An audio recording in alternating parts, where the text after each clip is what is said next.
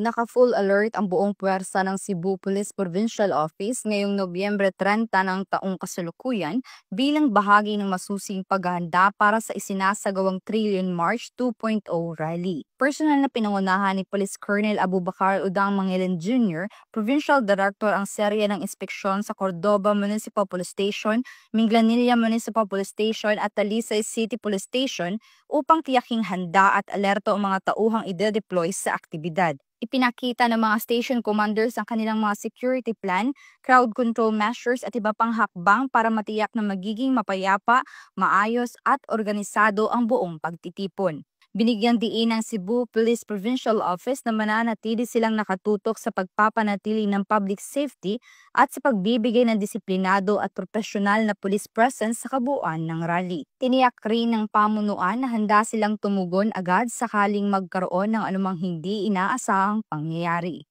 Bilang pagpapakita ng pagkakaisa at pananampalataya, nagtipon din ang mga pulis ng Cebu PPO sa Basilica Minor del Santo Niño upang dumalo sa misa at mag-alay ng panalangin para sa ligtas at mapayapang pagdaraos ng Trillion March 2.0. Sa pinatibay na seguridad, mataas na antas ng kahandaan at pagkakaisang may pananalig, nananatiling determinado ang Cebu PPO na tiyaking magiging kalma, ligtas at magalang ang pagdiriwang ng Trillion March 2.0 para sa lahat ng dumalo. Mula dito sa Police Regional Office 7, ako ang inyong Police News Network Correspondent, Patrolwoman Judith Nicanor, alagad ng batas, tagataguyod ng Balitang Pulis.